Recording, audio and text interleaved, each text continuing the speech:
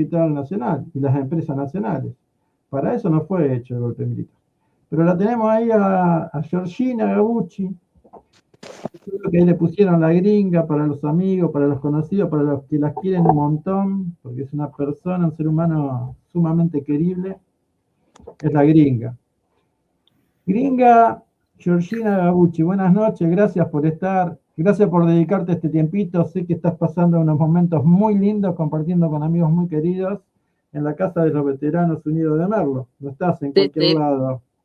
Que sí, bueno, queríamos hablar un ratito con vos porque sos profesora de historia y no quisiste que te anunciáramos como profesora de historia, pero particularmente teníamos interés porque vos has sido en Merlo una de las compañeras que más ha trabajado por la verdad, la memoria y la justicia. Tenés libros, has escrito libros, estás escribiendo, has activado y has empujado las esquinas de la memoria. Yo ayer hice a 3 cuadras de casa un video para el movimiento productivo 25 de mayo, porque en un momento vos estuviste inaugurando esto acá, esta esquina de la memoria, yo también participé, que era Pablo Torres y Laura Segarra, que unos días antes había sido también secuestrada la hermana capital. Ellos habían venido medio escapados, escondidos de Mar del Plata, donde estaban viviendo. También eso no lo quiero contar mucho porque después lo cerramos en el programa. Entonces queríamos hablar con vos un poco eso, qué es la verdad, qué es la memoria, por qué seguimos reclamando verdad, memoria y justicia. Nosotros interpretamos que todavía la verdad no se ha dicho, que la justicia tampoco, pero queremos escucharte a vos, de tu sapiencia, de todo tu trabajo y de toda tu buena onda. Hola, buenas noches, compañeros, compañeras. Bueno, qué pregunta filosófica, ¿no? Hay muchas verdades, muy cercanas que no necesitan, demasiada documentación, como el dolor, del secuestro de los compañeros, ¿no? Cuando uno se sienta con los familiares y con las víctimas, que vivieron en carne propia el secuestro de sus seres queridos, tiene ahí una verdad de primera fuente, ¿no? Como decimos los y las historiadoras.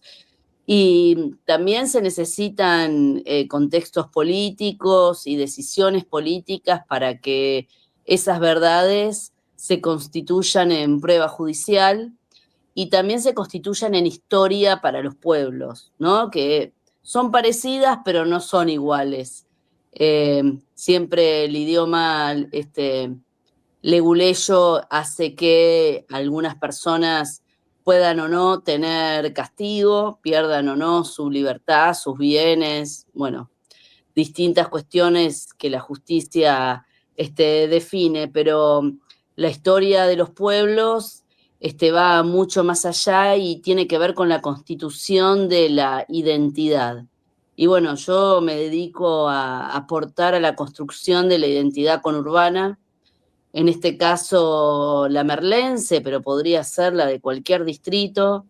Yo porque soy de acá, vivo acá y me interesa que no solo las nuevas generaciones, sino que también las grandes que en buena medida desconocen, ¿sí?, el pasado reciente de su propio lugar, pueden hablar de la dictadura en general, pero no pueden hablar que en la calle Agrelo, en Merlo Norte, un día las fuerzas militares reventaron una casita y aniquilaron a una parejita muy, muy joven, militante montonera, ella embarazada de 9 meses, y a su compañero Pablo, que estaban en Merlo escondidos, porque en Merlo caen muchos compañeros que estaban en el territorio escondiéndose, ¿no? Amparados en la masividad del conurbano. Así que hay muchas verdades para construir y, como decía John William Cook, siempre la pelea es por el diccionario. ¿Cómo nombramos, cómo decimos de ese pasado que es, digo, ese pasado es ni más ni menos para poder entender este presente? No es como una pieza de museo, sino que es para decir, bueno, este presente que tenemos lo podemos entender con esta variable, y la variable del terrorismo de Estado es muy importante. Yo le decía a mis estudiantes de Barrio Rivadavia. Para 1970, ese barrio Rivadavia nacía. Había una empresa inmobiliaria que se llamaba Canmar, que construía arcos de cemento y vendía por cuotas terrenos. Y cualquier laburante con un trabajo común, no nada especial, un trabajo común y corriente, iba a Canmar, se compraba un terreno. Y los fines de semana, con esfuerzo, por supuesto, iba comprando un poquito de material, iba al terrenito con su familia y podía levantar su casa. Y cuando cargaba la losa, lo ayudaban amigos, vecinos. Y eso era la vida de cualquier trabajador, de cualquier trabajadora. Entonces, la imposibilidad de hacer eso hoy, hoy y hace rato, ¿no? Tiene que ver con la destrucción de la matriz productiva que hace la última dictadura cívico-militar, que no solo destruye y hiere a las familias que tienen un familiar directo de desaparición forzada, sino que transforma la matriz productiva que nos involucra a todos. Es lo que dice Rodolfo Walsh en marzo del 77. Hay que dar vueltas por el conurbano para ver que es una gran villa miseria de 10 millones de personas, ¿no? Y ahí él, en esa parte de su carta, describe el impacto enorme que tiene las políticas regresivas de la dictadura sobre la clase trabajadora, que es la que vive, ama, se reproduce y sueña en el conurbano bonaerense. Entonces, esa dimensión que vos escuché un poquito de lo que hablabas, del gran capital, la podemos ver ahí muy cerquita en nuestros barrios, ¿no? Cómo la desocupación pasa a ser algo corriente y el miedo al otro. Cuando dicen, bueno, antes uno se sentaba en la vereda y conocía al vecino de al lado y los chicos jugaban a la pelota.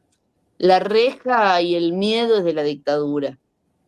Y después se sigue, digamos, en la democracia porque esas condiciones que la dictadura impone se van a profundizar de desigualdad en la democracia. Pero modifica una forma de vivir de la clase trabajadora, la mete para adentro también, intentando sobrevivir en el amplio aspecto de la palabra, ¿no? Yo te digo que la historia que vos contás de Canmar es la historia de mi familia. Así hizo la casa de mi papá, así hizo en 5 años. Compró terreno, edificó, asadito y picada para los vecinos, que terminaron siendo amigos en el barrio. En 5 años terminó la casita, amuebló la casita, se compró un auto con 5 años de antigüedad. Estamos hablando que es un obrero, ¿no? Que era la clase media que en América Latina, Argentina era el único país que tenía, y que en ese momento la clase media argentina tenía mejor, y el obrero tenía mejor calidad de vida que en Europa mismo, en la década del 70, cosa que se olvida. Parece que siempre fuimos pobres y parece que siempre fuimos miserables y no es así. Yo te retomo lo que vos hacías referencia, tomando lo que comentaba de Pablo y la compañía Segarra, que también en eso de 9 meses de embarazo, el bebé, hasta donde yo sé, sigue siendo buscado, por la información que tenía yo. Pablo fue a la escuela industrial donde yo estudié y iba por 3 años delante mío. No es alguien que yo desconocía, cerca de casa, lo alcancé a conocer de más joven, después fue un tiempito a Mar del Plata. Pero eso de la edad y de la juventud, que para nada andaban con ametralladora, andaban juntando comida, juntando ropa, cosa que hacíamos nosotros después en la parroquia, también durante la dictadura. Y cuando la gente llegábamos al barrio y nos presentábamos, yo, desconociendo muchas cosas, porque esto no tenía trascendencia, estaba todo tapado bajo la alfombra, decían, estos chicos deben ser guerrilleros. Y yo decía, ¿por qué dirán que somos guerrilleros? Si llevamos comida de ropa. Bueno, pero la historia de Pablo y su pareja, y de la hermana de ella. Te tomo como docente que trabaja siempre con los jóvenes, aparte en tu rol sindical, gremial, que sos una guerrera para defender las cosas del trabajo, del trabajador, en este caso el trabajador en la educación. Hay una estadística que dice que 6 de cada 10 desaparecidos son jóvenes de 15 años a 25 años. Está la noche de los lápices de por medio. Y otra que también tiene el mismo número, 6, 7 de los desaparecidos son trabajadores o son empleados. Clase trabajadora. Sí, sí. Quisiéramos que le hiciéramos una reflexión sobre eso. ¿Por qué la dictadura se ensañó tanto con los jóvenes, con los perejiles, como yo decía? Porque ellos sabían que eran perejiles, es decir, no estaban en nada. Pero ¿por qué se ensañaron de esa manera tan sanguinaria, tan cruel? ¿Y por qué también con los trabajadores y los trabajadores de base, sobre todo? Yo creo que ahí hay que hacer una distinción, ¿no? Ese término de perejil acuñado en la dictadura que tenía que ver con el que no estaba, digamos, participando de un frente armado en las organizaciones revolucionarias, ya sean de izquierda o peronistas, ¿no? Ya sean Montonero, PRT, FARC, las que fueran. Y me parece que ellos ahí construyen, ¿no? Es la idea del delincuente subversivo. Y en realidad, subversivo eran todos, eran todas, ¿no? Todo aquel que quisiera, vos decís, bueno, en la parroquia. Bueno, la solidaridad era subversiva para ellos. La construcción en un sindicato era subversiva, el representar los intereses de las minorías, los homosexuales, los discapacitados del Frente Lisiado Peronistas eran subversivos, ¿no? Entonces, hay una construcción de, no, este no estaba metido en nada. ¿Qué era eso de, no, sí, estaba metido, o en el centro de estudiantes, o estaba metido en el que sentía el dolor ajeno, ¿no? Como propio y le parecía injusto. Este, entonces, en ese sentido, todos eran subversivos y subversivas, ¿sí? Ellos tienen que construir un enemigo porque forma parte de las etapas de un genocidio, ¿sí? Un genocidio tiene etapas, no es que sale así de una, sino que tiene un camino y dentro de ese camino es construir quién es el responsable de. ¿Sabe por qué la Argentina, con toda la riqueza que tiene, no es un país del primer mundo? Los subversivos. ¿Sabe por qué a usted le falta el churrasco en la mesa? Los subversivos. Bueno, es, digamos, la misma lógica que utilizaba el nazismo en la construcción del enemigo en la Alemania antes de la Segunda Guerra Mundial, ¿no? Entonces hay que construir un otro para odiar, ¿sí? Esa otredad negativa que se construye y que tiene que ver con la juventud también, porque bueno, la juventud tiene que ver con la rebeldía, con el sentir la posibilidad de transformar el mundo, donde no se le debe plata al banco todavía, donde uno tiene el deseo a flor de piel. Y bueno, y una clase trabajadora que venía, ¿no? Este, luchando muy fuerte, digo, porque para que haya un 70, primero hay una década del 60, y hay una década del 50, y hay una década del 40, y hay un peronismo, y hay un bombardeo a la plaza. Entonces, es imposible escindir el 76 de los últimos 18 años o 20 años de historia de la Argentina, y cómo las fuerzas represivas de derecha van aprendiendo eh, y van corriendo los límites, ¿sí? De lo que es posible de hacer sobre ese enemigo que ellos van construyendo. Entonces, ellos practican la desaparición forzada en los 60, practican la tortura, estudian cómo llevarla adelante y dan cuenta que, bueno, la fortaleza también de la clase obrera es muy grande. Pensemos en el Cordobazo, pensemos en el Merlazo, 1 de mayo de 1972. plena dictadura de Lanusse, ese Lanusse fusilador de obreros, como, digamos, la militancia obrera y peronista de Merlo sale a la calle pidiendo por Perón, que es pedir por un momento en la vida en donde el obrero tuvo derechos, eso significa pedir por Perón, ¿sí? Eh, entonces, la definición del exterminio tiene que ver con un ensayo y error y un proceso que hacen las fuerzas represivas y los sectores dominantes.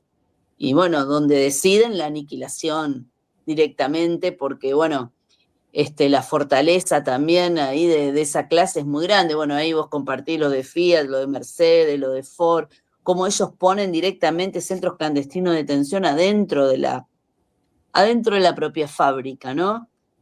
Para eliminar los cuerpos delegados. Yo recuerdo ahora la historia de Edgardo Buenaventura Torres. Él y sus dos hermanos están desaparecidos. Él es secuestrado en Pontevedra.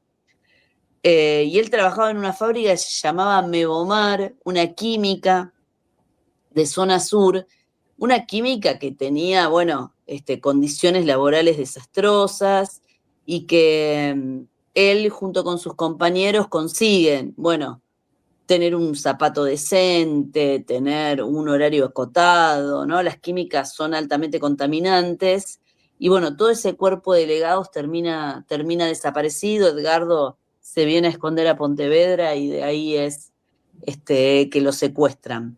Y bueno, como la historia de él, la verdad que hay cientos de compañeros y compañeras, ¿no? Que se ponen al frente de reivindicaciones más pequeñas, más grandes, que involucran a más o menos personas, pero si hay un rasgo, tiene que ver con una cuestión bien de clase, ¿no? De solidaridad, como era también ese mundo, ¿no? Que el neoliberalismo fuera dando, que por supuesto que no lo exterminó,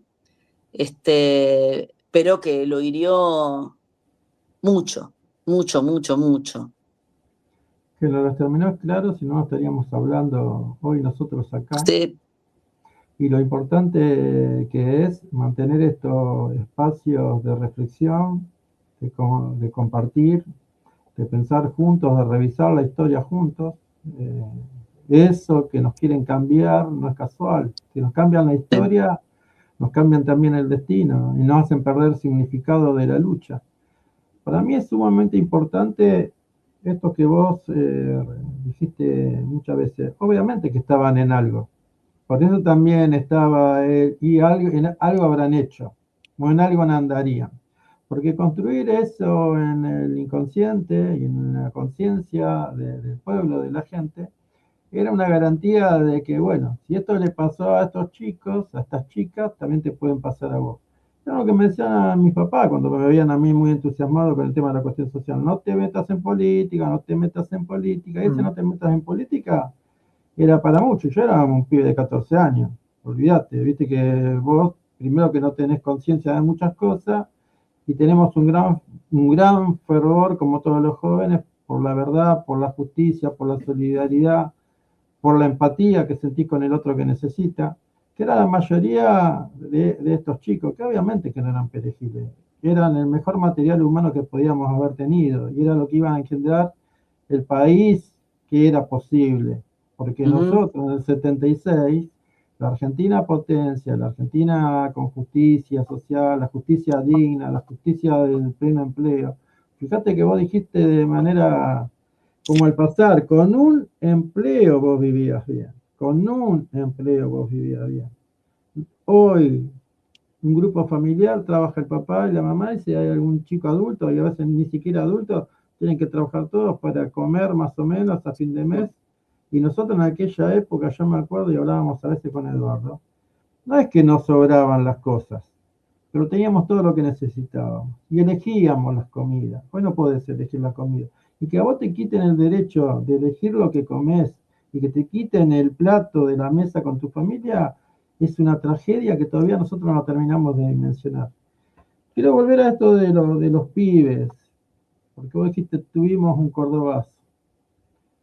Y tuvimos un cordobazo, y tuvimos un merlazo, y tuvimos un correntinazo, y tuvimos un mendozazo, y tuvimos un rosariazo. La Argentina era eso.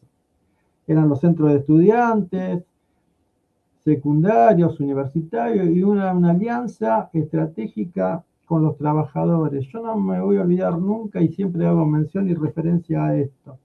Cuando en el año 80 vino el profe Luis Pedro Brunati, que después fue diputado y que fue del bloque de los siete y que después fue ministro en su momento del interior de Antonio Cafiero, y cuando a los militares, a la policía le dijo que la corten con la droga, se la cuartelaron y terminaron haciendo que lo echen, porque los militares trajeron la reja, trajeron el miedo, pero también trajeron la droga a la Argentina. Fue Macera que fue quien fue a recibir un cargamento en Rosario que se lo mandaba a la otra dictadura de Bolivia. Es decir, no hay un mal que no haya en la Argentina hoy que no haya sido instalada por esta dictadura, o por esa dictadura, no por esta dictadura. Eso fue un lapsus que yo dije, esta dictadura. ¿Por qué? Porque estaba pensando en lo que te iba a preguntar. Este gobierno actual, nosotros decimos de gobierno, pero bueno, gobierno, no es casual que sea un gobierno negacionista, no es casual que quiera indultar a los culpables, no es casual que reivindique esa época, porque cuando vos mirás la composición política, ideológica, social y económica, es la misma composición que estuvo en toda la dictadura. Vos hiciste referencia al 55, bueno, del 55 para acá, estos muchachos no faltaron a ninguna dictadura, ni a ningún gobierno neoliberal. Lo triste es que antes ellos necesitaban los golpes para poder estar. Y los vimos en el gobierno de la Rúa, los mismos lo vimos en el gobierno de Menem, lo vimos en el gobierno de Macri y lo vemos de vuelta en este gobierno de Milei. ¿Qué reflexión te cabe con este énfasis tenaz de negar ese proceso que nosotros no queremos olvidar? Bueno, yo creo que ellos buscaron a alguien que los represente, ¿no? Y ahí se unieron, porque no hay una derecha sola, sino que entiendo que hay varias y que representa cada una, ¿no? Como, bueno, las derechas que representan el capital financiero, las derechas más reaccionarias, las derechas más moderadas, las derechas que representan algunos sectores productivos. Creo que en este momento han hecho un lindo bloquecito y han elegido un representante, ¿no? Y, y yo creo que la última vez que estuvieron tan abroqueladas todas juntas fue en el periodo de la dictadura, ¿no? Y que bueno, dentro de lo que ellos representan es justamente, por supuesto que van a ser negacionistas porque ellos formaron parte directamente, se beneficiaron de la estatización de la deuda privada, de la destrucción de los cuerpos delegados, de cambiar, digamos, la matriz productiva de la Argentina. Ellos salieron beneficiados de todos los negocios turbios, porque hablamos de los centros clandestinos, pero por ahí tendríamos que hablar mucho más de lo económico y de lo que se robaron a lo largo de esos casi 3.000 días de dictadura, ¿no? Desde el Fondo Patriótico de Malvinas, a lo que se robaron con las autopistas, a lo que se robaron con el Mundial 78, a lo que le robaron a los detenidos desaparecidos. Entonces creo que este bloque que está ahora al poder, eh, a ellos quieren volver a reescribir ese pasado. Por algo Videla decía, bueno, el peor momento que estamos viviendo es con los Kirchner al poder, ¿no? Cuando el Estado Nacional pide perdón y empieza a pedirle a todos los organismos del Estado que envíen, ¿sí?, toda la documentación existente sobre el periodo del terrorismo de Estado, ¿no? Porque esto después está absolutamente documentado y está judicializado y tiene sentencia, no es que se me ocurre a mí o a vos o a un familiar, sino que hay dos procesos judiciales que están probados de sobra lo que nosotros decimos.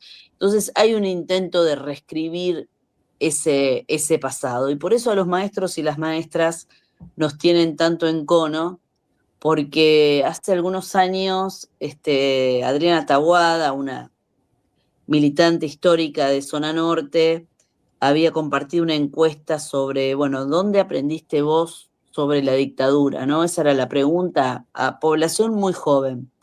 Y el 75% decía que lo había aprendido en la escuela.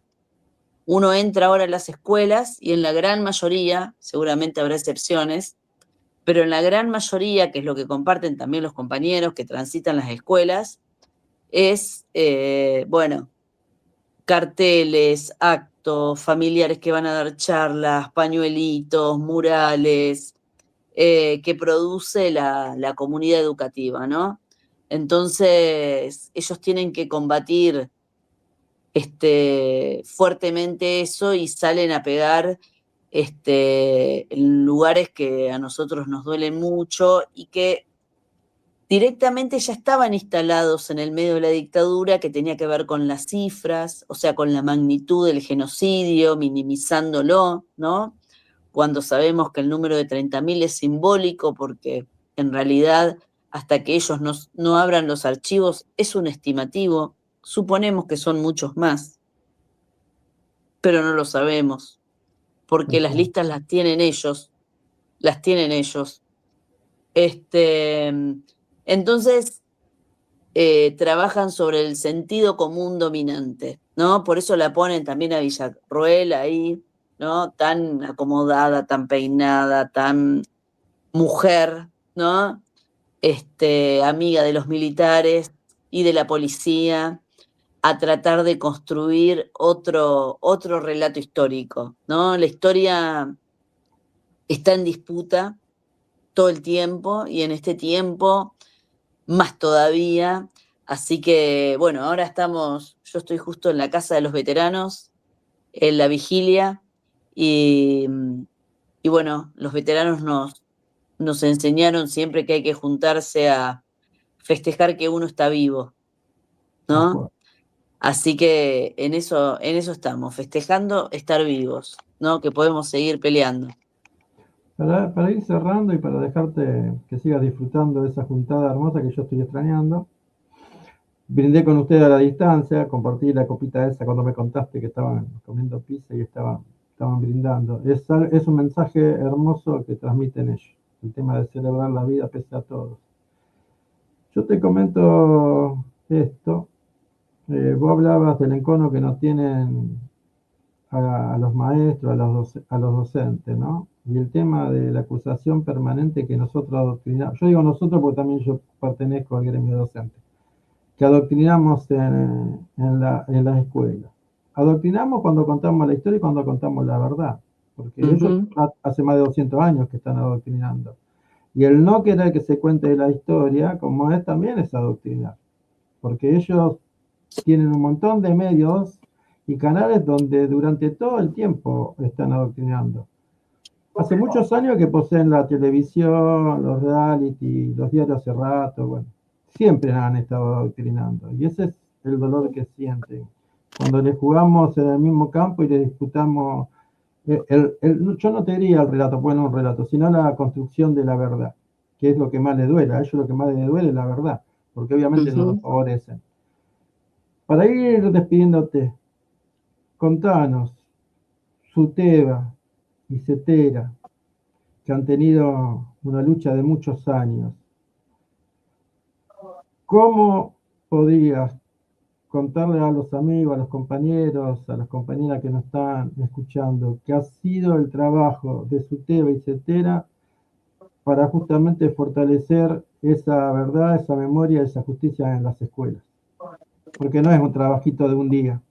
No, mira, por un lado, te digo, el SUTEBA venimos construyendo un registro unificado de docentes víctimas que ya tiene 450 historias de maestros, maestras, profesores de todos los niveles y modalidades de la provincia de Buenos Aires. Ese es un registro que se empezó a hacer acá de Merlo en plena pandemia, ¿no? Aprovechando el momento del encierro, nos pusimos a hacer ese trabajo enorme que hoy está subido en las redes y que uno puede buscar por su localidad y encontrar a ver quiénes son esos maestros y maestras, ¿no? Pone registro unificado de SUTEBA y ahí lo va a encontrar. Y después, digo, tanto la CETERA como el SUTEBA, viene desde su fundación. Vos pensás que la CETERA se constituye en el año 73 y, bueno, parte de sus dirigentes están detenidos desaparecidos, ¿no? Marina Vilte, Requena, están desaparecidos, y el SUTEBA estaba formándose cuando se da el golpe de Estado y hay que esperar al 86, este año cumplimos 40 años, que pudimos constituirnos como sindicato después de haber sido echados de la Federación Sarmiento por ser demasiado peronistas. Y bueno, después el golpe hizo que muchos se tuvieran que exiliar, otros fueran exonerados de la docencia, como Hugo Yasky, que fue dado de baja. Así que es un camino largo. La Secretaría de Derechos Humanos del SUTEBA está desde el origen y, bueno, en su Congreso Constitutivo tuvo una silla vacía representando a los maestros desaparecidos. Nosotros en Merlo tenemos 16 de los 450. De todas las profesiones, de los 136 de Merlo, la docencia fue la más castigada. 16 docentes, 4 estudiantes secundarios. Así que estamos todo el tiempo ahí trabajando, señalizando, trabajando con los chicos, señalizando escuelas en donde los trabajadores de la educación desaparecidos trabajaron.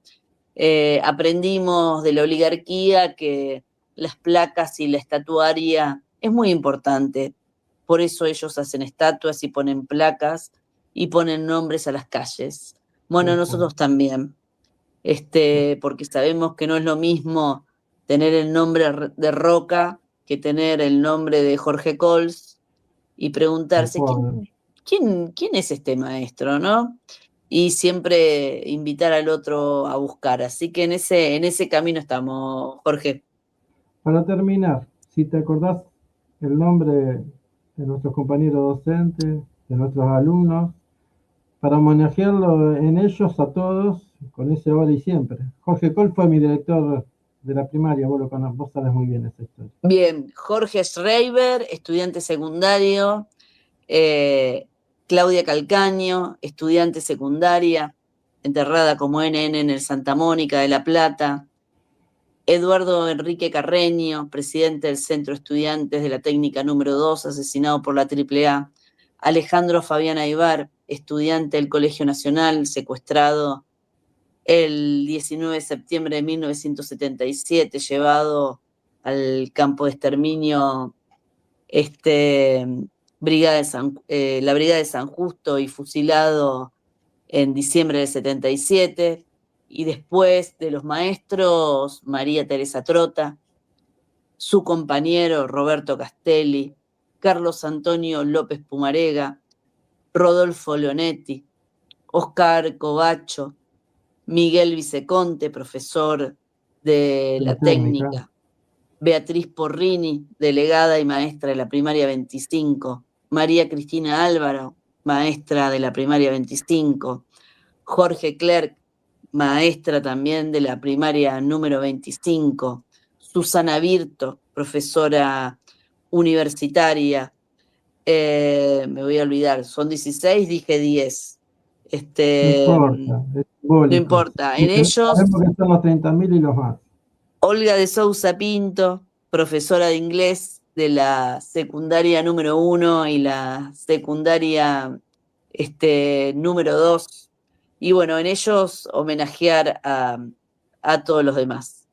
Bueno, gracias, ahora Jorge. Y siempre. No, gracias ahora a y vos siempre. por regalarnos tiempo. Bueno, Gringa, en otro momento con más tiempo organizamos para que nos Dale, cuente más cosas. Te agradecemos este momento tan dale, especial, tan emotivo, y saludos y abrazos a todos los compañeros, las compañeras que están ahí en esta vigilia. Te dejamos dale. así, dejando.